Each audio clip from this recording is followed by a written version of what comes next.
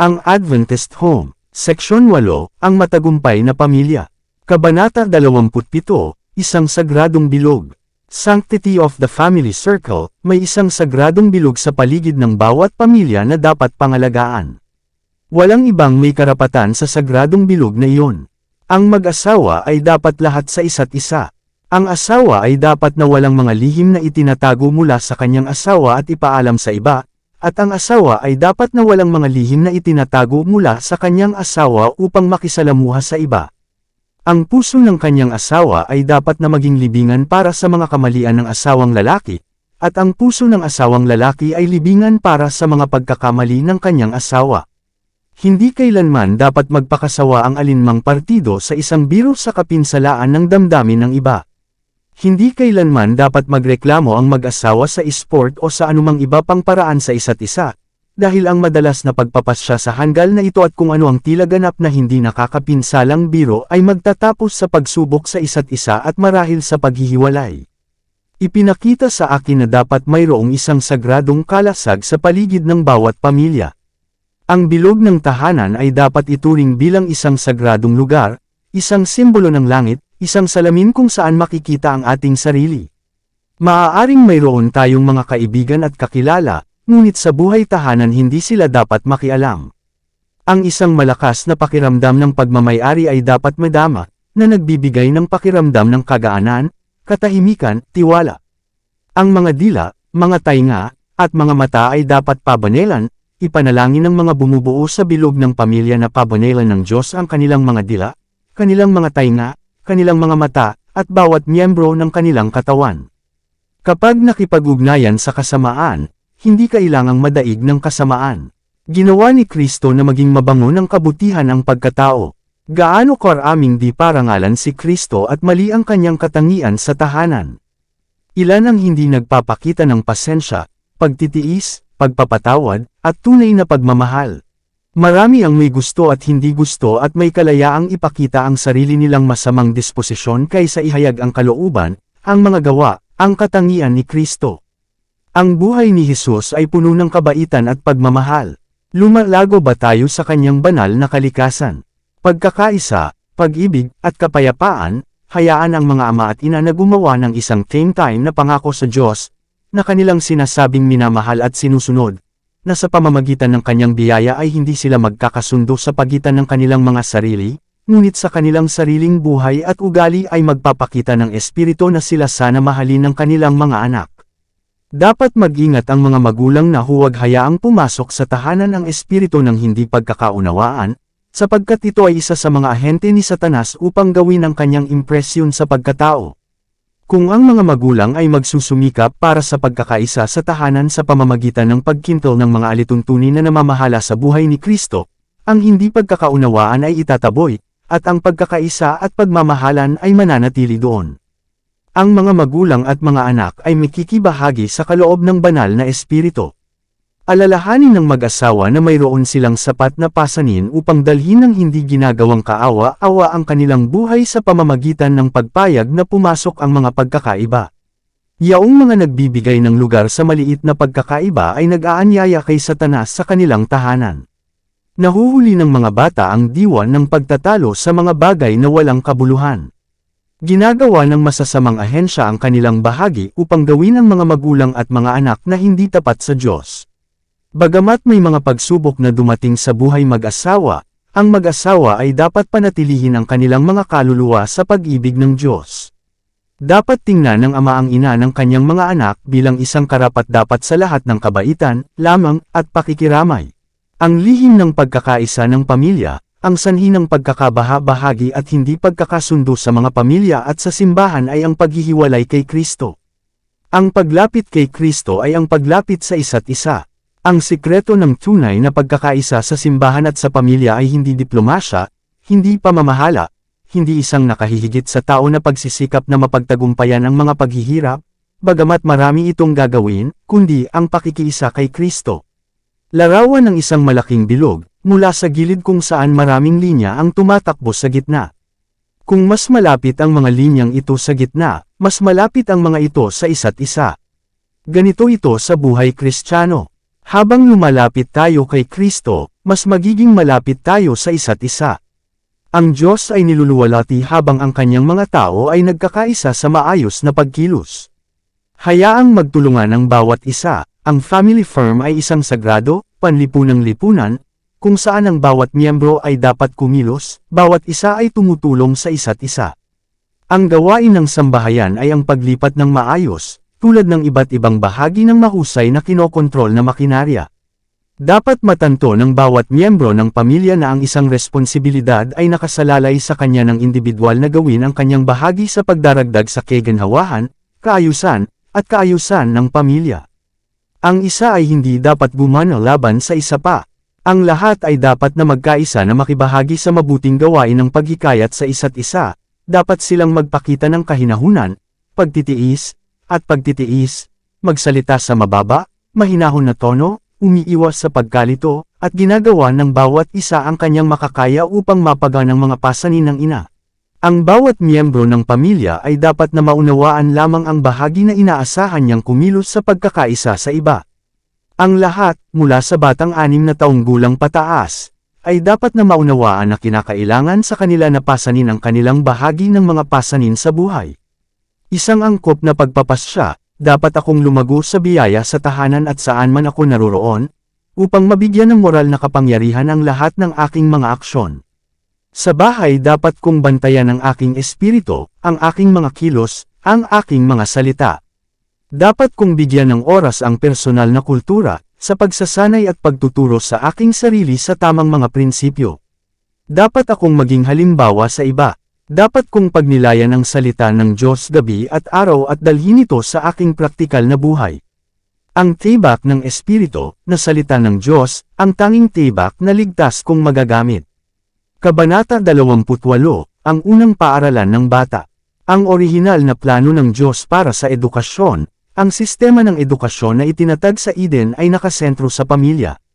Si Adan ay, anak ng Diyos, Lucas Kapitulo 3 versikulo 38, at mula sa kanilang ama na ang mga anak ng kataas-taasan ay tumanggap ng pagtuturo.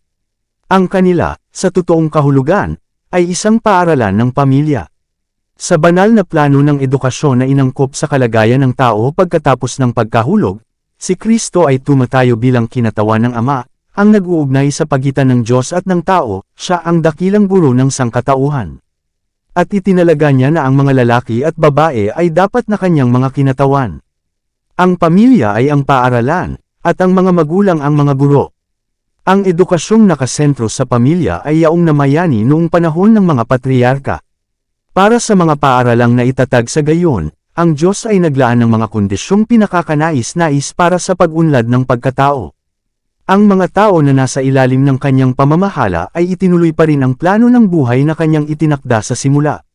Yaong mga lumayo sa Diyos ay nagtayo para sa kanilang sarili ng mga lungsod, at, na nagtitipon sa mga ito, ay nagbunyi sa kariligan, sa karangyan, at sa bisyo na nagpapangyari sa mga lungsod sa ngayon na pagmamalaki ng mundo at ang sumpa nito.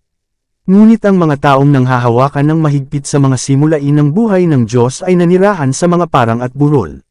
Sila ay mga magsasaka ng lupa at mga tagapag-alaga ng kawan at bakahan, at sa malayang buhay na ito, kasama ang mga pagkakataon nito para sa paggawa at pag-aaral at pagninilay-nilay, natutunan nila ang Diyos at tinuruan ang kanilang mga anak ng kanyang mga gawa at paraan.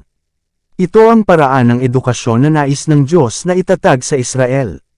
Sa ordinaryong buhay ang pamilya ay parehong paaralan at simbahan, ang mga magulang ay ang mga instructor sa secular at sa relihiyosong mga linya.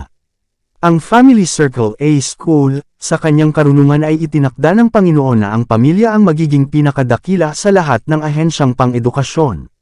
Sa tahanan magsisimula ang edukasyon ng bata. Narito ang kanyang unang paaralan.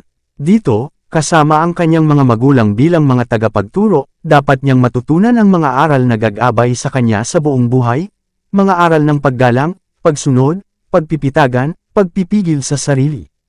Ang mga impluwensyang pang-edukasyon ng tahanan ay isang mapagpasyang kapangyarihan para sa kabutihan o para sa kasamaan. Sila ay tahimik at unti-unti sa maraming aspeto, ngunit kung gagawin sa kanang bahagi, sila ay magiging isang malawak na kapangyarihan para sa katotohanan at katwiran. Kung ang bata ay hindi naturuan ng tama dito, tuturuan siya ni Satanas sa pamamagitan ng mga ahensyang pinili niya. Kung gayon, gaano kahalaga ang paaralan sa tahanan? Tingnan ang bilog ng pamilya bilang isang paaralan ng pagsasanay, kung saan inihahanda mo ang iyong mga anak para sa pagganap ng kanilang mga tungkulin sa tahanan, sa lipunan, at sa simbahan. Ang edukasyong pantahanan ay una sa kahalagahan, isang nakalulungkot na katotohanan, halos lahat ay inamin at ikinalulungkot, na ang edukasyon at pagsasanay sa tahanan ng mga kabataan ngayon ay napabayaan. Wala nang mas mahalagang larangan ng pagsisikap kaysa sa itinalaga sa mga tagapagtatag at tagapag-alaga ng tahanan. Walang gawaing ipinagkatiwala sa mga tao ang nagsasangkot ng mas malaki o mas malalayong resulta kaysa sa gawain ng mga ama at ina. Sa pamamagitan ng mga kabataan at mga bata ngayon ang kinabukasan ng lipunan ay dapat matukoy, at kung ano ang magiging mga kabataan at mga bata na ito ay nakasalalay sa tahanan. Sa kakulangan ng tamang pagsasanay sa tahanan ay maaaring masubaybayan ang mas malaking bahagi ng sakit at paghihirap at krimen na sumusumpa sa sangkatauhan.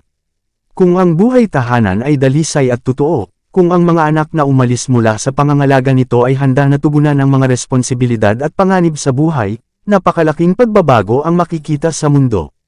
Lahat ng iba ay magiging pangalawa, bawat batang dinala sa mundo ay pag-aari ni Hesukristo, at dapat turuan sa pamamagitan ng tuntunin at halimbawa na mahalin at sundin ang Diyos, ngunit sa ngayon ang pinakamalaking bilang ng mga magulang ay napabayaan ang kanilang bigay Diyos na gawain, sa pamamagitan ng pagkabigong turuan at sanayin ang kanilang mga anak, mula sa unang bukang liwayway ng katwiran, na makilala at mahalin si Kristo. Sa masusing pagsisikap, dapat bantayan ng mga magulang ang pagbubukas, pagtanggap ng isipan at gawing pangalawa ang lahat sa buhay tahanan sa positibong tungkulin na iniatas sa kanila ng Diyos, na sanayin ang kanilang mga anak sa pangangalaga at payo ng Panginoon. Ang mga magulang ay hindi dapat pahintulutan ng mga pag-aalaga sa negosyo, makamundong kaugalian at mga kasabihan, at fashion na magkaroon ng kontrol sa kanila, upang mapabayaan nila ang kanilang mga anak sa pagkabata at hindi mabigyan ng tamang pagtuturo ang kanilang mga anak habang lumalaki sila. Ang isang malaking dahilan kung bakit napakaraming kasamaan sa mundo ngayon ay ang iniisip ng mga magulang ang iba pang bagay kaysa sa pinakamahalaga, kung paano iangkop ang kanilang mga sarili sa gawain ng matyaga at mabait na pagtuturo sa kanilang mga anak ng daan ng Panginoon. Kung may tatabi ang tabing, dapat nating makita na maraming mga bata na naligaw ng landas ang nawala sa mabubuting impluensya dahil sa kapabayaang ito. Mga magulang, kaya ba ninyong magkaroon nito sa inyong karanasan? Hindi ka dapat magkaroon ng trabaho na napakahalaga na haadlang sa iyo na ibigay sa iyong mga anak ang lahat ng oras na kinakailangan upang maunawaan nila kung ano ang ibig sabihin ng pagsunod at pagtitiwala ng lubos sa Panginoon. At ano ang aanihin mo bilang gantimpala ng iyong pagsisikap? Makikita mo ang iyong mga anak sa iyong tabi, handang humawak at makipagtulungan sa iyo sa mga linyang iminumungkahi mo. Malalaman mong madali ang iyong trabaho.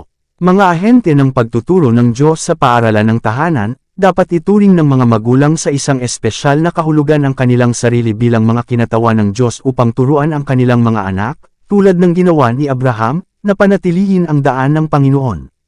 Kailangan nilang saliksikin ng buong sikap ang mga kasulatan, upang malaman kung ano ang daan ng Panginoon, upang maituro nila ito sa kanilang sambahayan. Sinabi ni Mikas, ano ang hinihingi ng Panginoon sa iyo, kundi ang gumawa ng makatarungan, at umibig sa kawan, at lumakad na may kabab ang loob na kasama ng iyong Diyos. Mikas Kapitulo 6 versikulo 8. Upang maging mga guro, ang mga magulang ay kailangang maging mga mag-aaral, na patuloy na nagtitipon ng liwanag mula sa mga orakulo ng Diyos at sa pamamagitan ng tuntunin at halimbawa na nagdadala ng mahalagang liwanag na ito sa edukasyon ng kanilang mga anak. Mula sa liwanag na ibinigay sa akin ng Diyos, alam ko na ang mag-asawa ay dapat nasa ministro ng tahanan, manggagamot, nurse, at guro, na nagbubuklod sa kanilang mga anak sa kanilang sarili at sa Diyos. Sanayin sila na iwasan ang bawat ugali na sa anumang paraan ay magpapakilos laban sa gawain ng Diyos sa katawan, at nagtuturo sa kanila na pangalagaan ang bawat bahagi ng buhay na organismo. Ang ina ay dapat na maging preeminent sa gawain ito ng pagsasanay sa mga bata, habang ang mabigat at mahahalagang tungkulin ay nakasalalay sa ama, ang ina, sa pamamagitan ng halos palagiang pakikisalamuha sa kanyang mga anak, lalo na sa kanilang murang mga taon, ay dapat palaging maging kanilang natatanging tagapagturo at kasama. Dapat siyang mag-ingat ng husto upang linangin ang kalinisan at kaayusan sa kanyang mga anak, upang patnubayan sila sa pagbuo ng tamang mga gawi at panlasa. Dapat niyang sanayin sila na maging masipag, umaasa sa sarili, at matulungin sa iba, mamuhay at kumilos at gumawa na parang laging nasa paningin ng Diyos. Ang mga nakatatandang kapatid na babae ay maaaring magkaroon ng malakas na impluwensya sa mga nakababatang miyembro ng pamilya. Ang nakababata, na nakasaksi sa halimbawa ng nakatatanda, ay higit na maaakay ng prinsipyo ng paggaya kaysa sa madalas na inuulit na mga tuntunin.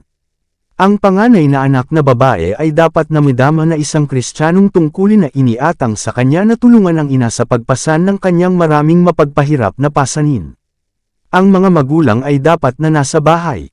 Sa pamamagitan ng tuntunin at halimbawa ay dapat nilang ituro sa kanilang mga anak ang pag-ibig at pagkatakot sa Diyos, turuan silang maging matalino, sosyal, mapagmahal, upang linangin ang mga gawi ng industriya, ekonomiya, at pagtanggi sa sarili. Sa pamamagitan ng pagbibigay sa kanilang mga anak ng pagmamahal, pakikiramay, at paghihikayat sa tahanan, ang mga magulang ay maaaring magbigay sa kanila ng ligtas at malugod na pag-atres mula sa marami sa mga tukso ng mundo. Paghahanda para sa paaralan ng simbahan, sa homeschool dapat maging handa ang ating mga lalaki at babae na pumasok sa paaralan ng simbahan. Dapat itong palaging isaisip ng mga magulang at, bilang mga guro sa tahanan, dapat ilaan ang bawat kapangyarihan ng nilalang sa Diyos, upang matupad nila ang kanilang mataas at banal na misyon. Ang masipag, tapat na pagtuturo sa tahanan ay ang pinakamahusay na paghahanda na matatanggap ng mga bata para sa buhay paaralan. Ang mga utos ng Diyos na dapat maging pinakamahalaga, mayroon tayong mga tuntunin sa Biblia para sa patnubay ng lahat, kapwa mga magulang at mga anak, isang mataas at banal na pamantayan kung saan hindi maaaring lumihis. Ang mga utos ng Diyos ay dapat na pinakamahalaga. Hayaang ipalaganap ng ama at ina ng pamilya ang salita ng Diyos sa kanyang harapan, ang sumasaliksik ng mga puso, at tanungin ng may katapatan, ano ang sinabi ng Diyos. Turuan ang iyong mga anak na mahalin ang katotohanan dahil ito ay katotohanan, at dahil sila ay dapat pakabanalan sa pamamagitan ng katotohanan at maging karapat-dapat na minindigan sa engranding pagsusuri na magtatakda kung sila ay karapat-dapat na pumasok sa mas mataas na gawain at maging miyembro ng maharlikang pamilya, mga anak ng makalangit na hari. Maghanda para sa paparating na salungatan, pinaghahalo ni Satanas ang kanyang mga hukbo, at isa-isa ba tayong handa para sa nakakatakot na labanan na nasa harapan natin? Inihahanda ba natin ang ating mga anak para sa malaking krisis? Inihahanda ba natin ang ating sarili at ang ating mga sambahayan upang maunawaan ang posisyon ng ating mga kalaban at ang kanilang mga paraan ng pakikidigma? Ang ating mga anak ba ay bumubuo ng mga ugali ng pagpapasya, upang sila ay maging matatag at hindi masusuklian sa bawat usapin ng alituntunin at tungkulin? Dalangin ko na maunawaan nating lahat ang mga palatandaan ng panahon, at may handa natin ang ating mga sarili at ang ating mga anak upang sa panahon ng labanan ng Diyos ay maging ating kanlungan at depensa. Kabanata 29, isang trabaho na hindi mailipat. Mga pananagutan ng magulang na hindi mapapasa ng iba. Mga magulang, may mga responsibilidad kayo na hindi kayang pasanin ng sinuman. Habang ikaw ay nabubuhay, ikaw ay may pananagutan sa Diyos na sundin ang kanyang paraan.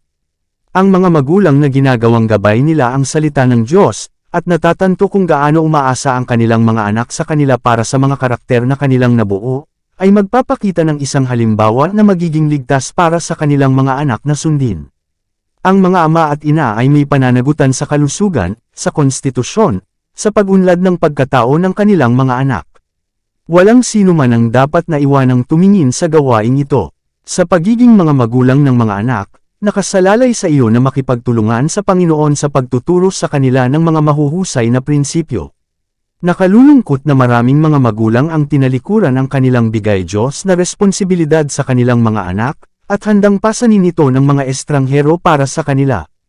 Handa silang magtrabaho ang iba para sa kanilang mga anak at pawiin ang lahat ng pasanin sa bagay na iyon. Marami sa ngayon ay nagdadalamati sa pagkaligaw ng kanilang mga anak ay ang kanilang mga sarili lamang ang dapat sisihin. Hayaang tumingin sila sa kanilang mga Biblia at tingnan kung ano ang ipinag-uutos ng Diyos sa kanila bilang mga magulang at tagapag-alaga. Hayaan silang gampanan ang kanilang mga tungkuling matagal nang napapabayaan. Kailangan nilang magpakumbaba at magsisi sa harap ng Diyos sa kanilang kapabayaan na sundin ang kanyang mga tagubilin sa pagsasanay sa kanilang mga anak. Kailangan nilang baguhin ang kanilang sariling paraan ng pagkilos at sundin ang Biblia ng mahigpit at maingat bilang kanilang gabay at tagapayo. Ang simbahan nag-iisa ay hindi magagawa ang mga responsibilidad na ito, na ang mga kabataan at mga bata ay ibigay ang kanilang mga puso kay Kristo. Napakalaking hukbo ang maaaring ibangon upang maakit ang iba sa katwiran. Ngunit hindi dapat iwanan ng mga magulang ang gawaing ito para sa simbahan na mag-isa. Hindi rin magagawa ng ministro, ipapataw mo ang malalaking responsibilidad sa mga ngaral at papanagutan mo siya para sa mga kaluluwa ng iyong mga anak, ngunit hindi ninyo nadama ang inyong sariling pananagutan bilang mga magulang at bilang mga tagapagturo. Ang inyong mga anak na lalaki at babae ay pinasama ng inyong sariling halimbawa at mga malaswang tuntunin, at, sa kabila ng kakulangan ng pagsasanay sa tahanan, inaasahan mong salungatin ng ministro ang iyong pang-araw-araw na gawain at maisakatuparan ang kahangahangang tagumpay ng pagsasanay sa kanilang mga puso at buhay tungo sa kabutihan at kabanalan. Matapos magawa ng ministro ang lahat ng kanyang magagawa para sa simbahan sa pamamagitan ng tapat, magiliw na payo, matiyagang pagdidisiplina, at same time na panalangin upang mabawi at iligtas ang kaluluwa, ngunit hindi nagtagumpay, madalas siyang sinisisi ng mga ama at ina dahil ang kanilang mga anak ay hindi napagbagong loob, kapag ito ay maaaring dahil sa kanilang sariling kapabayaan. Ang pasanin ay nakasalalay sa mga magulang, at gagawin ba nila ang gawaing ipinagkatiwala sa kanila ng Diyos at gagawin ito ng may katapatan? Sila ba ay magpapatuloy at pataas, na gumagawa sa isang mapagpakumbaba, matiisin, at matiyagang paraan upang maabot nila ang mataas na pamantayan at palakihin ang kanilang mga anak kasama nila? Hindi ba't maraming ama at ina ang naglalagay ng kanilang mga responsibilidad sa kamay ng iba? Hindi ba iniisip ng marami sa kanila na dapat dalhin ng ministro ang pasanin at tiyakin na ang kanilang mga anak ay magbabalik loob at na ang tatak ng Diyos ay inilagay sa kanila? Ni ang Sabbath School, pribilehiyo nila, ng mga magulang, na tulungan ang kanilang mga anak na matamo ang kaalamang iyon na maaari nilang dalhin sa hinaharap na buhay. Ngunit sa ilang kadahilanan ay ayaw ng maraming magulang na bigyan ang kanilang mga anak ng relihiyosong pagtuturo. Iniiwan nila sila upang kunin sa paaralan ng Sabbath ang kaalaman na dapat nilang ibigay tungkol sa kanilang pananagutan sa Diyos. Kailangang maunawaan ng gayong mga magulang na nais ng Diyos na turuan, disiplinahin, at sanayin nila ang kanilang mga anak, na laging inilalagay sa harap nila ang katotohanan na sila ay bumubuo ng mga karakter para sa kasalukuyan at sa hinaharap na buhay.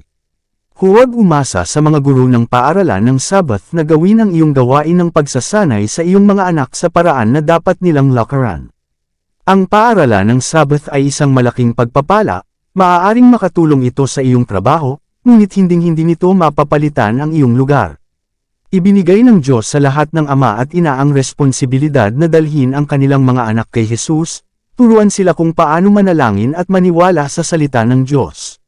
Sa pag-aaral ng iyong mga anak, huwag mong itabi ang mga dakilang katotohanan ng Biblia sa isang tabi, sa pag-aakalang gagawin ng paaralan ng Sabbath at ng ministro ang iyong napabayaang gawain. Ang Biblia ay hindi masyadong sagrado at dakila para buksan araw-araw at masigasig na pag-aralan. Ang mga katotohanan ng salita ng Diyos ay dapat may ugnay sa mga inaakalang maliliit na bagay ng buhay.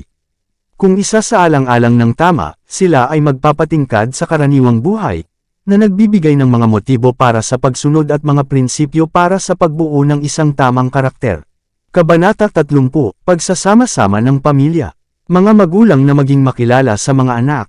Ang ilang mga magulang ay hindi naiintindihan ang kanilang mga anak at hindi talaga sila kilala. Kadalasan mayroong malaking distansya sa pagitan ng mga magulang at mga anak. Kung ang mga magulang ay higit na papasok sa damdamin ng kanilang mga anak at ilalabas kung ano ang nasa kanilang mga puso, ito ay magkakaroon ng kapaki-pakinabang na impluwensya sa kanila. Ang ama at ina ay dapat magtulungan ng may buong pakikiramay sa isa't isa. Dapat nilang gawin ang kanilang sarili na mga kasama sa kanilang mga anak.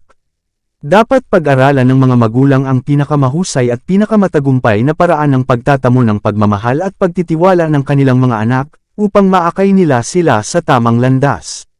Dapat nilang ipakita ang sikat ng araw ng pagmamahal sa sambahayan. Pampalakas loob at papuri, gustong-gusto ng mga bata ang pagsasama at bihira silang masiyahan sa kanilang sarili ng mag-isa. Nananabik sila ng simpatiya at lamang.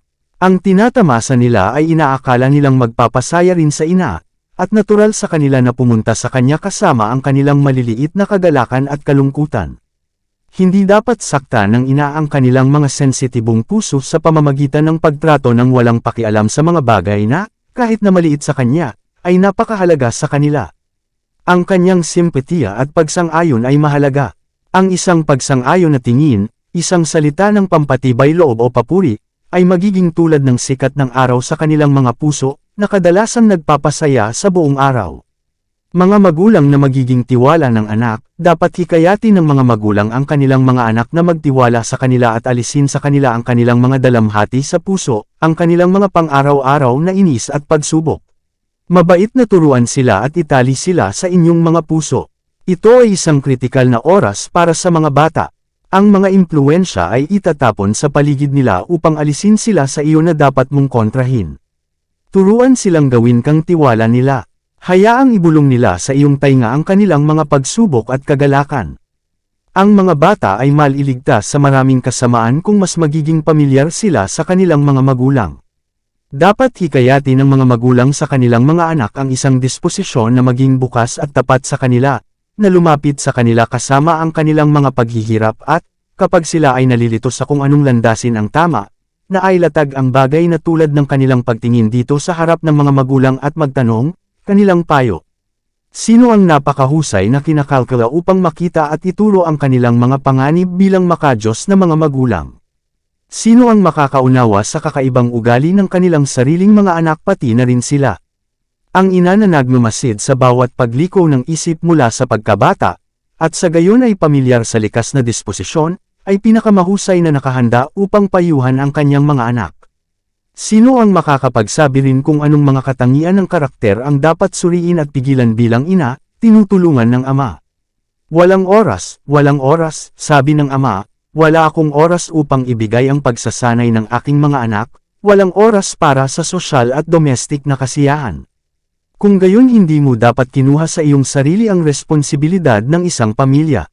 Sa pamamagitan ng pag-iwas sa kanila ng oras na nararapat sa kanila, inaagawan mo sila ng edukasyon na dapat ay nasa iyong mga kamay.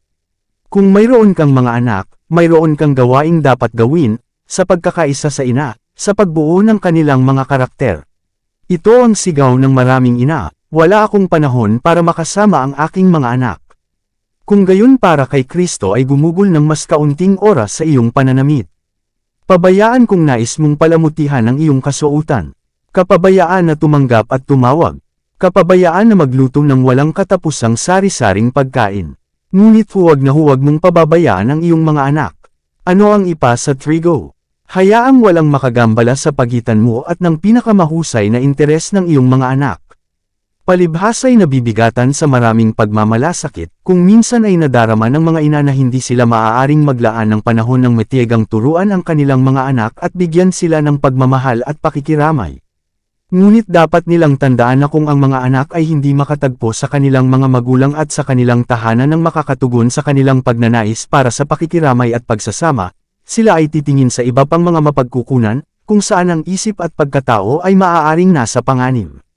Kasama ang iyong mga anak sa trabaho at paglalaro, ibigay ang ilan sa iyong mga oras ng paglilibang sa iyong mga anak, makisama sa kanila sa kanilang trabaho at sa kanilang esports, at makuha ang kanilang tiwala. Linangin ang kanilang pagkakaibigan. Hayaang ilaan ng mga magulang ang gabi sa kanilang mga pamilya. Alisin ang pag-aalaga at pagkalito sa mga gawain sa araw. Payo sa nakalaan, diktatorial na mga magulang, may panganib na ang mga magulang at guro ay masyadong mag-utos at magdidikta, habang sila ay nabigo na magkaroon ng sapat na pakikipag-ugnayan sa lipunan sa kanilang mga anak o scholar. Madalas nilang pinipigilan ang kanilang mga sarili at ginagamit ang kanilang awtoridad sa isang malamig, hindi nakikiramay na paraan na hindi maaaring makuha ang mga puso ng kanilang mga anak at mag-aaral. Kung titipunin nila ang mga bata na malapit sa kanila at ipakita na mahal nila sila, at magpapakita ng interes sa lahat ng kanilang mga pagsisikap at maging sa kanilang mga sports, kung minsan kahit na isang bata sa mga bata, sila ay lubos na magpapasaya sa mga bata at makakakuha ng kanilang mahalin at makuha ang kanilang tiwala. At mas igalang at mamahalin ng mga bata ang awtoridad ng kanilang mga magulang at guro. Mga masasamang kasama bilang mga kakompetensya ng tahanan, si Satanas at ang kanyang host ay gumagawa ng pinakamalakas na pagsisikap na hikayatin ang isipan ng mga bata, at dapat silang pretuhin ng may katapatan, Kristiyanong lamang, at pagmamahal. Magbibigay ito sa iyo ng isang malakas na impluwensya sa kanila, at madarama nila na maaari silang magpahinga ng walang limitasyong pagtitiwala sa iyo. Itapon sa iyong mga anak ang kagandahan ng tahanan at ng iyong lipunan. Kung gagawin mo ito, hindi sila magkakaroon ng labis na pagnanais para sa lipunan ng mga kabataang kasama. Dahil sa mga kasamaan ngayon sa mundo, at sa paghihigpit na kailangang ilagay sa mga anak, ang mga magulang ay dapat magkaroon ng dobleng pangangalaga upang gapyusan sila, sa kanilang mga puso at hayaan silang makita na nais nilang pasayahin sila. Makikilala ng mga magulang ang kanilang mga anak, walang hadlang sa lamig at reserba ang dapat hayaang lumitaw sa pagitan ng mga magulang at mga anak. Hayaan ang mga magulang na maging pamilyar sa kanilang mga anak, na naghahangad na maunawaan ang kanilang mga panlasa at disposisyon, pumasok sa kanilang mga damdamin, at ilabas kung ano ang nasa kanilang mga puso. Mga magulang, hayaang makita ng inyong mga anak na mahal ninyo sila at gagawin ninyo ang lahat para mapasaya sila. Kung gagawin mo ito, ang iyong mga kinakailangang paghihigpit ay magkakaroon ng mas malaking bigat sa kanilang kabataan. Pamahalaan ang inyong mga anak ng may lamang at habag, na alalahanin na, ang kanilang mga anghel ay laging nakikita ang mukha ng aking Ama na nasa langit. Kung nais mong gawin ng mga anghel para sa iyong mga anak ang gawaing ibinigay sa kanila ng Diyos, makipagtulungan sa kanila sa pamamagitan ng paggawa ng iyong bahagi. Pinalaki sa ilalim ng matalino at mapagmahal na patnubay ng isang tunay na tahanan, ang mga bata ay walang pagnanais na gumala sa paghahanap ng kasiyahan at pagsasama. Hindi sila aakitin ng kasamaan. Ang espiritong namamayani sa tahanan ang huhubog sa kanilang mga karakter, bubuo sila ng mga gawi at prinsipyo na magiging matibay na depensa laban sa tukso kapag umalis na sila sa tahanan at pumalit sa mundo. Kabanata 31, Seguridad sa pamamagitan ng pag-ibig. Ang kapangyarihan ng Ministeryo ng Pag-ibig, ang mga ahensya ng pag-ibig ay may kahangahangang kapangyarihan, sapagkat sila ay banal. Ang malumanay na sagot na, nagpapawi ng puot, ang pag-ibig na, nagtitiis ng mahabang panahon, at mabait, ang pag-ibig sa kapwa na, nagtatakpan ng maraming kasalanan, matututuhan ba natin ang aral, kung anong kapangyarihan ng pagpapagaling ang maibibigay sa ating buhay?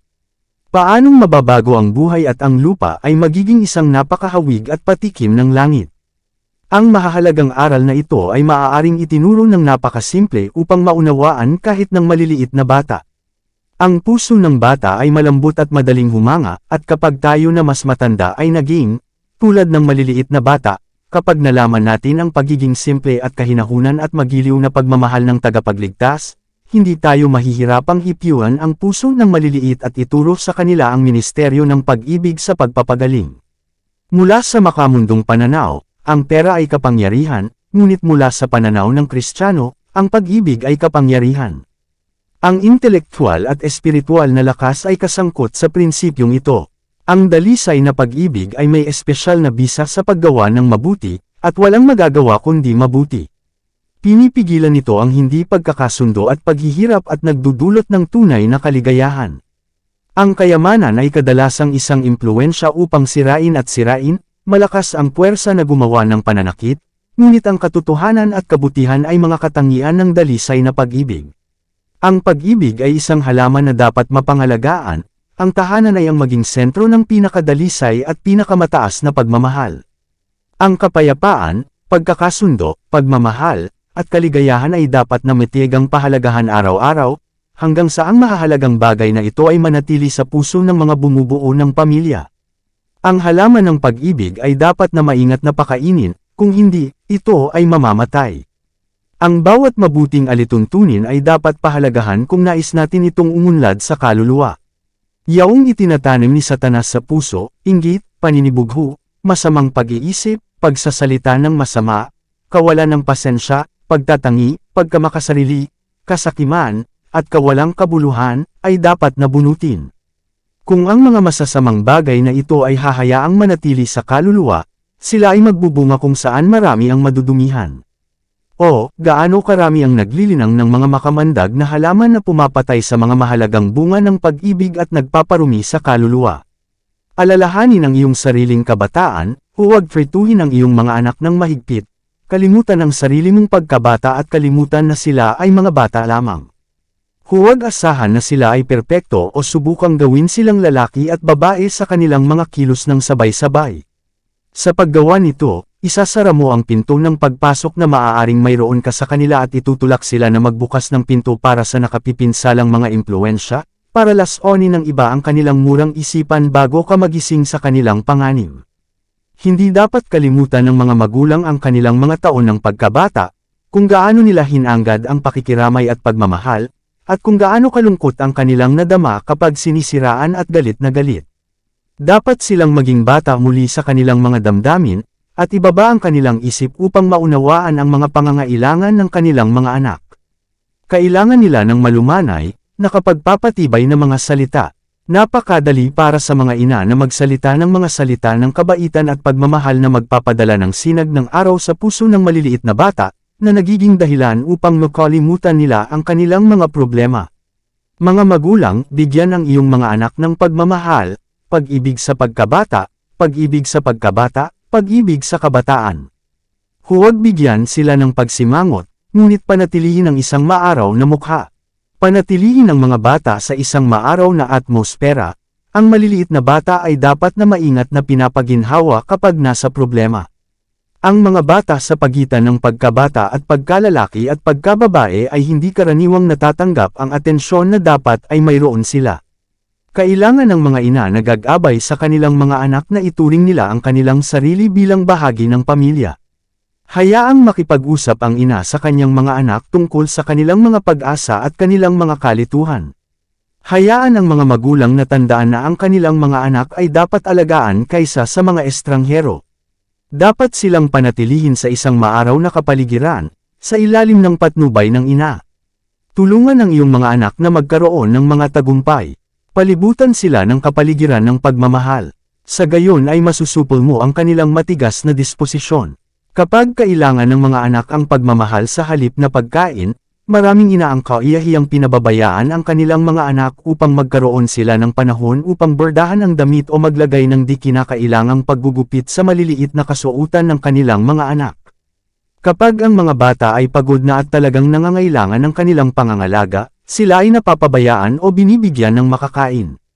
Hindi lamang nila kailangan ng pagkain ngunit ito ay isang positibong pinsala sa kanila.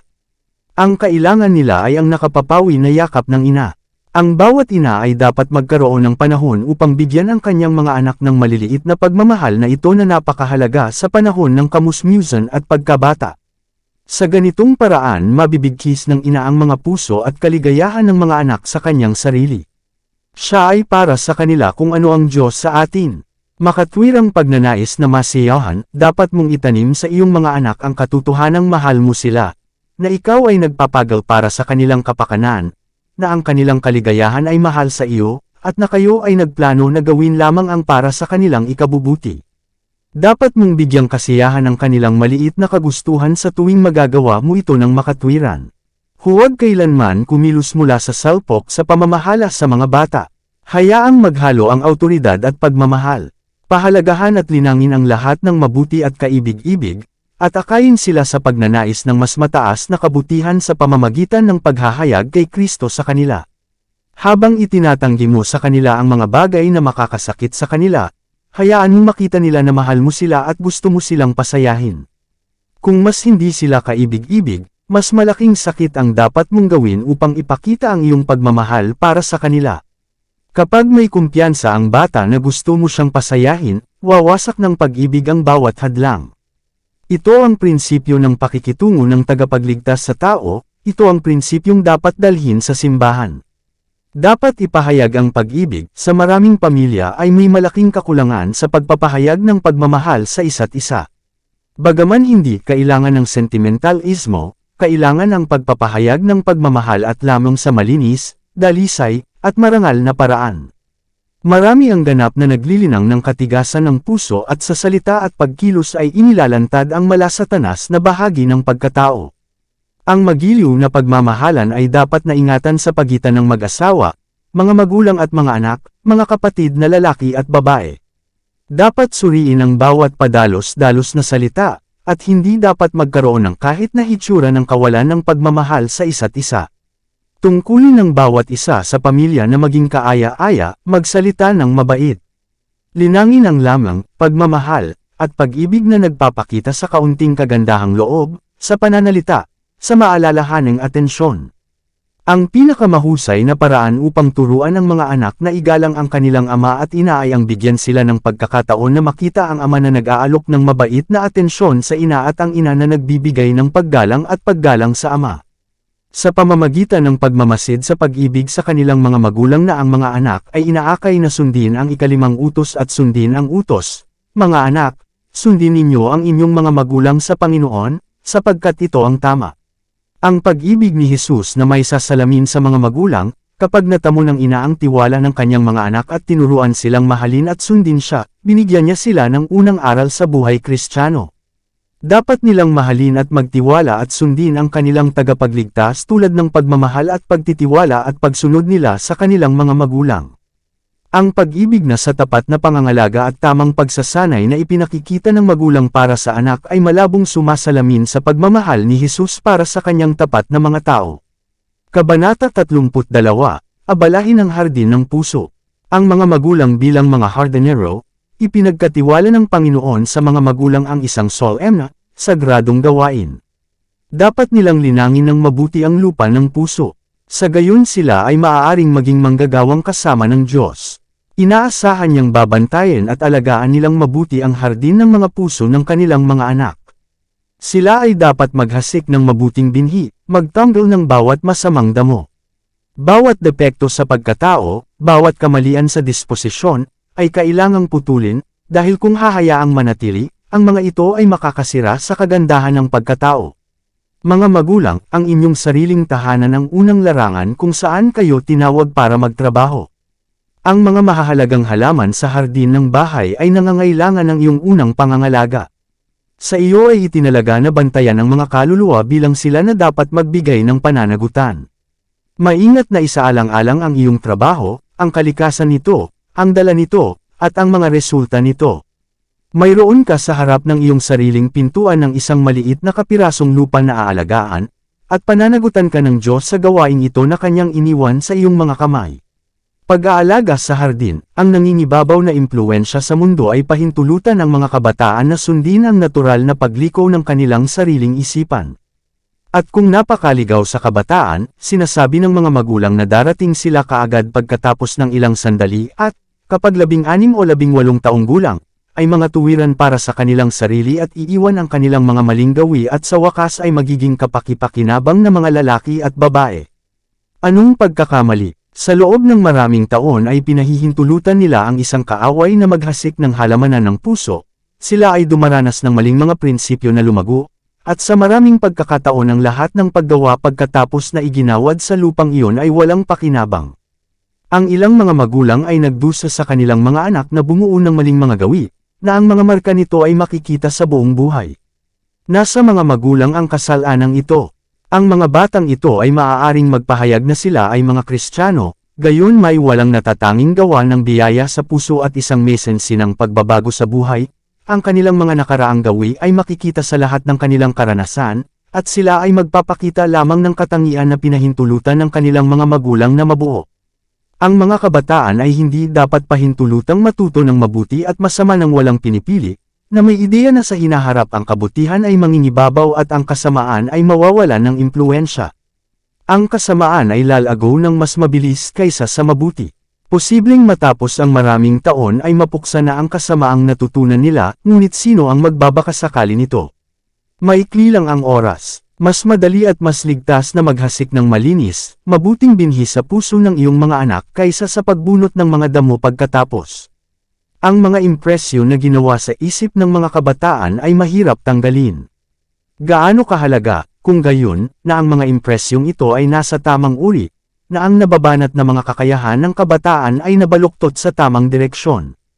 Paghahasik ng binhi, paghahasik ng damo, sa mga unang taon ng buhay ng bata ang lupa ng puso ay dapat na maingat na ihanda para sa mga pagbuhos ng biyaya ng Diyos. Pagkatapos ang mga binhi ng katotohanan ay dapat na maingat na ihasik at masigasig na alagaan. At ang Diyos, na gumaganti sa bawat pagsusumikap na ginawa sa kanyang pangalan, ay maglalagay ng buhay sa binhing inihasik, at doon lilito muna ang talam, pagkatapos ay ang uhay, pagkatapos ay ang buong butil sa uhay. Kadalasan, dahil sa masamang pagpapabiye ng mga magulang, inihahasik ni Satanas ang kanyang mga binhi sa mga puso ng mga anak, at isang ani ng kahihiyan at kalungkutan ang dinadala. Ang mundo ngayon ay walang tunay na kabutihan dahil nabigo ang mga magulang na tipunin ang kanilang mga anak sa kanilang sarili sa tahanan. Hindi nila pinigilan ang mga ito mula sa pakikasama sa mga pabaya at walang ingat. Kaya't ang mga bata ay nagsiparon sa sanlibutan upang maghasik ng mga binhi ng kamatayan. Ang dakilang gawain ng pagtuturo, ang pag-alis ng walang halaga at nakaw-alasong mga damo, ay isang pinakamahalaga. Sapagkat kung hahayaan sa kanilang sarili, ang mga damong ito ay tatubo hanggang sa masakaw nila ang mahahalagang halaman ng moral na prinsipyo at katotohanan. Kung ang isang bukirin ay hindi natataniman, ang isang pananim ng mga nakakalaso na damo ay tiyak na lilito na magiging napakahirap lipulin. Pagkatapos ang lupa ay dapat na magtrabaho at ang mga damo ay supilan bago tumubo ang mahahalagang halaman. Bago tumubo ang mahahalagang halamang ito, dapat munang maingat na ihasak ang binhi. Kung pabayaan ng mga ina ang paghahasik ng mahalagang binhi at pagkatapos ay aasahan ang pag-aani ng mahalagang butil, sila ay mabibigo, sapagkat sila'y mag-aani ng mga dawag at mga tinek. Si Satanas ay laging nagmamasid, na handang maghasik ng mga binhi na sisibol at magbubunga ng masaganang ani ayon sa kanyang sariling makasatanas na katangian. Ang walang hanggang pagbabantay ay dapat ipakita sa ating mga anak. Sa pamamagitan ng kanyang sari-saring mga kagamitan ay nagsimulang kumilos si Satanas sa kanilang mga init ng ulo at kanilang mga kalooban sa sandaling sila ay ipanganak. Ang kanilang kaligtasan ay nakasalalay sa karunungan at mapagbantay na pangangalaga ng mga magulang. Dapat silang magsikap sa pag-ibig at pagkatakot sa Diyos na abalahin ang halamanan ng puso, paghahasik ng mabubuting binhi ng tamang espiritu, wastong ugali, at pag-ibig at takot sa Diyos.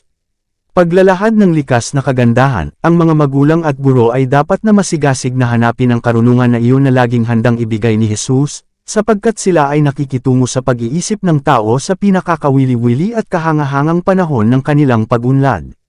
Dapat nilang layunin na linangin ang mga hilig ng mga kabataan na sa bawat yugto ng kanilang buhay ay maipakita nila ang likas na kagandahan na angkop sa panahong iyon, na unti-unting lumaganap, tulad ng mga halaman at bulaklak sa hardin.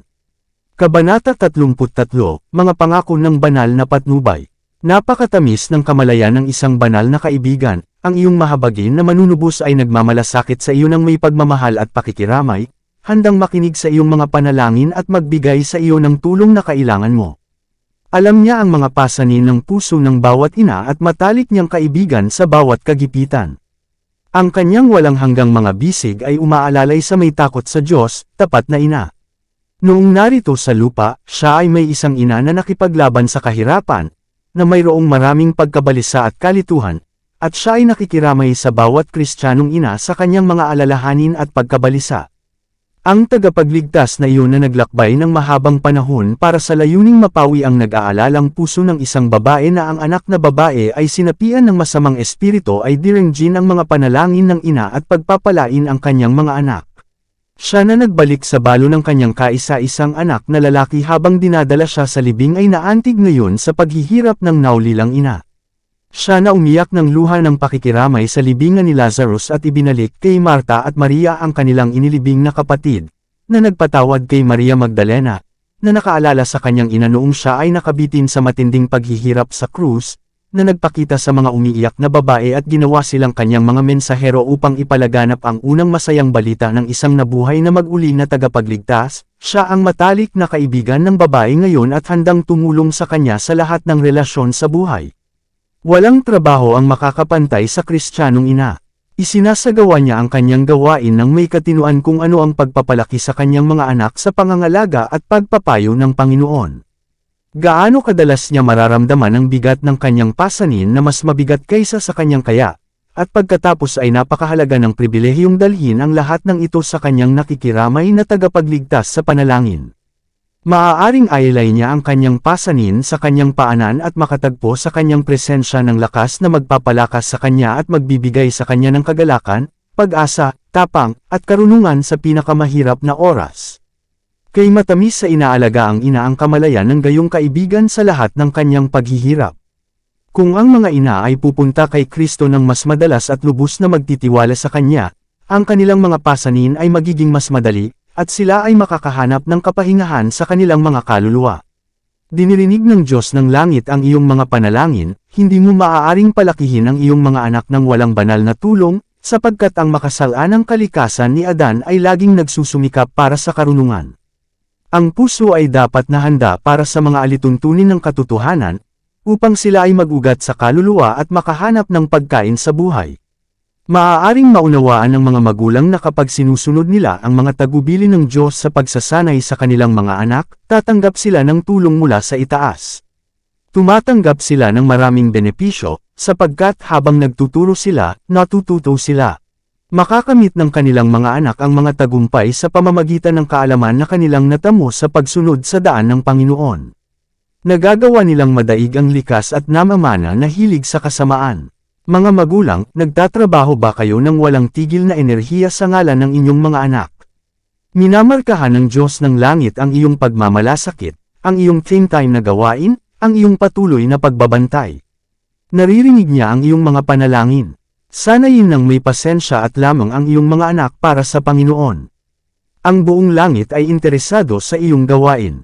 May kikiisa ang Diyos sa iyo, puputungan ng tagumpay ang iyong mga pagsisikap. Habang sinusubukan mong gawing malinaw ang mga katotohanan ng kaligtasan, at ituro ang mga bata kay Kristo bilang isang personal na tagapagligtas, ang mga anghel ay nasa tabi mo. Ang Panginoon ay magbibigay sa mga ama at ina ng biyaya upang maakit ang kanilang maliliit na bata sa mahalagang kwento ng sanggol ng Bethlehem, na siyang tunay na pag-asa ng mundo. Magtanong at tumanggap, sa kanilang mahalagang gawain ang mga magulang ay dapat humingi at tumanggap ng banal na tulong. Kahit na ang ugali, gawi, at gawin ng mga magulang ay nahugis sa mababang halma, kung ang mga aral na ibinigay sa kanila sa pagkabata at kabataan ay humantong sa hindi masayang pag-unlad ng pagkatao, hindi sila dapat mawalan ng pag-asa. Ang nakapagpapabagong kapangyarihan ng Diyos ay maaaring magbago ng minana at nilinang na mga hilig, sapagkat ang relihiyon ni Jesus ay nakakataas. Ang ibig sabihin ng born again ay isang pagbabago, isang bagong kapanganakan kay Kristo Jesus. Turuan natin ang ating mga anak sa mga turo ng salita. Kung tatawag ka, sasagutin ka ng Panginoon. Sasabihin niya, narito ako, ano ang gusto mong gawin ko para sa iyo? Ang langit ay iniuugnay sa lupa upang ang bawat kaluluwa ay matupad ang kanyang misyon. Mahal ng Panginoon ang mga batang ito. Nais niyang pinalaki sila ng may pag-unawa sa kanilang mataas na tungkulin. Gagabayan ng banal na espiritu, dapat madama ng ina ang kanyang pangangailangan ng patnubay ng banal na espiritu, upang siya mismo ay magkaroon ng tunay na karanasan sa pagpapasakop sa daan at kalooban ng Diyos. Pagkatapos, sa pamamagitan ng biyaya ni Kristo, maaari siyang maging isang matalino, maamo, mapagmahal na guro. Ginawa ni Kristo ang bawat probisyon na ang bawat magulang na pamamahalaan ng banal na espiritu ay bibigyan ng lakas at biyaya upang maging guro sa tahanan. Ang edukasyon at disiplinang ito sa tahanan ay magkakaroon ng impluwensya sa paghubog at pag-usad. Ang banal na kapangyarihan ay magkakaisa sa pagsisikap ng tao, kung walang pagsisikap ng tao ay walang kabuluhan ang banal na pagsisikap. Ang Diyos ay gagawa ng may kapangyarihan kapag ang mga magulang na umaasa sa Kanya ay nagising sa sagradong responsibilidad na nakaatang sa kanila at nagsisikap na sanayin ang kanilang mga anak ng tama. Makikipagtulungan siya sa mga magulang na iyon na maingat at may panalangin nagtuturo sa kanilang mga anak, gumagawa ng kanilang sariling kaligtasan at ng kanilang mga anak. Siya ay gagawa sa kanila sa kalooban at gawin para sa kanyang sariling kasiyahan. Ang pagsisikap ng tao lamang ay hindi magreresulta sa pagtulong sa iyong mga anak na gawing perpekto ang isang karakter para sa langit, ngunit sa tulong ng Diyos ay maaaring maisakatuparan ang isang dakila at banal na gawain. Kapag ginampanan mo ang iyong mga tungkulin bilang isang magulang sa lakas ng Diyos, na may matatag na determinasyon na hindi kailanman ipahinga ang iyong mga pagsisikap o iiwan ang iyong tungkulin sa pagsisikap na gawin sa iyong mga anak ang nais ng Diyos sa kanila, kung gayon ang Diyos ay minamaliit sa iyo pagsang-ayon. Alam niya na ginagawa mo ang lahat ng iyong makakaya, at palalakasin niya ang iyong kapangyarihan. Siya mismo ang gagawa ng bahagi ng gawain na hindi kayang gawin ng ina o ama, makikipagtulungan siya sa matalino, matiisin, at maayos na mga pagsisikap ng ina na may takot sa Diyos. Mga magulang, hindi ipinapanukala ng Diyos na gawin ang gawaing iniwan niya para sa inyo na gawin sa inyong tahanan. Hindi kayo dapat sumuko sa katamaran at maging mga tamad na tagapaglingkod, kung nais ninyong maligtas ang inyong mga anak mula sa mga panganib na nakapaligid sa kanila sa mundo. Kumapit kay Jesus kapag dumating ang mga pagsubok, mga magulang, tipunin ang mga sinag ng banal na liwanag na sumisikat sa iyong landas. Lumakad sa liwanag gaya ni Kristo sa liwanag. Habang ginagawa ninyo ang gawaing pagliligtas sa inyong mga anak at pananatilihin ang inyong posisyon sa lansangan ng kabanalan, darating ang pinakamatinding pagsubok. Ngunit huwag mawala ang iyong hawak. Kumapit kay Jesus. Sabi niya, hayaan niyang hawakan niya ang aking lakas, upang siya ay makipagpayapaan sa akin, at makikipagpayapaan siya sa akin. Ang mga paghihirap ay darating. Makakaharap mo ang mga hadlang.